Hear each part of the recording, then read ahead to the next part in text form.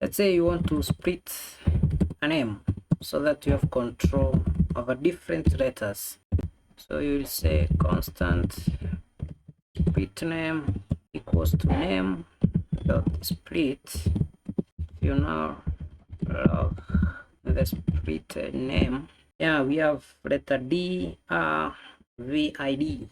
Let's say you want to split a sentence so that you have control over each word. This is JavaScript language.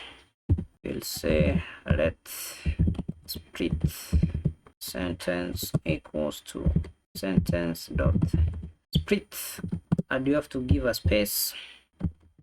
If you log the split sentence, you see we have this s. Each word is separated from each other. Now you can have control over that.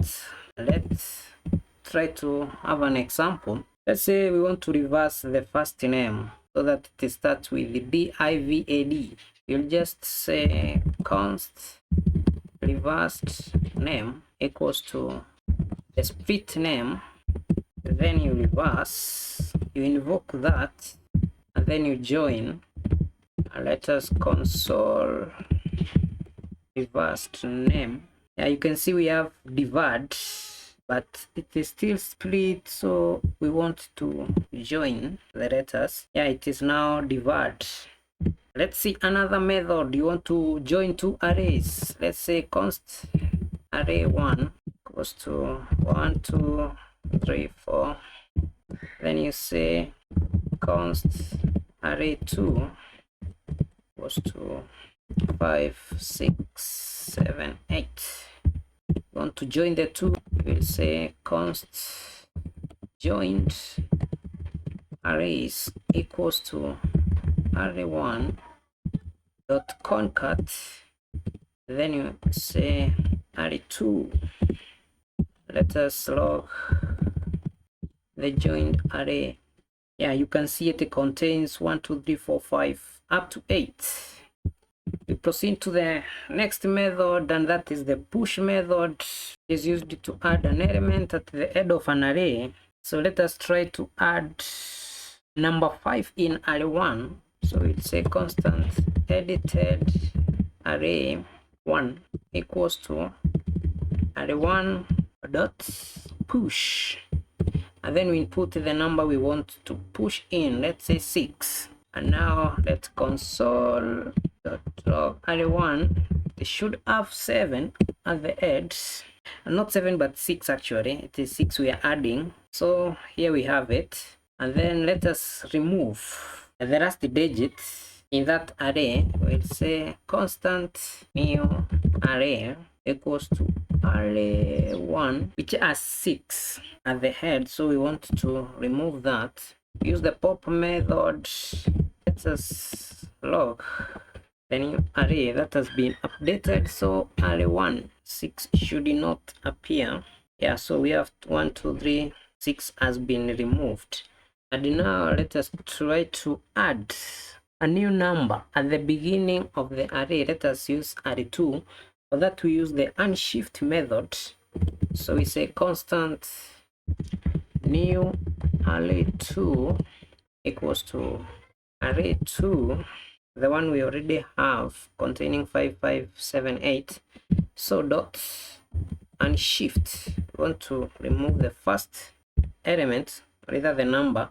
For the new array 2 we should now have 5 7 8. So array 2, let us now try to add a new number. In fact, I'll create another array, constant fruit, then we can work with this one so we don't get confused along the way. Use oranges, we have lemons, and then we have bananas. So let us try to add a new fruit at the beginning of the fruit array. For that we'll be using the unshift method. So we say constant new fruits equals to fruits dot unshift. Let's say we want to add lemons. Not really, we have that. Let's say avocados. So if you now console fruit fruits, they should have avocados at the beginning of the array. Yeah, here we have it. Let's try to again get rid of the avocados. For that, we'll be using the shift method. So constant remove fruit equals to fruits dot shift. Then if we now rock that one, we should not have avocados. Yeah, as you can see, avocado has been removed. We have oranges, lemons, and bananas. Then we use another method, and that is splice. It is used to. Then we use another method, and that is the splice method. It is used to add or remove elements of an array at a specific index. So let's say we have digits equals to then 2, 3, 4, 5, 6, 7. Then we say new digits equals to digits dot splice, and then we want to remove the third index up to the fourth. So it says 0 comma, not really 0, but we want to remove number 3 up to 5. So we'll say 1 comma, number 5 is at index 3.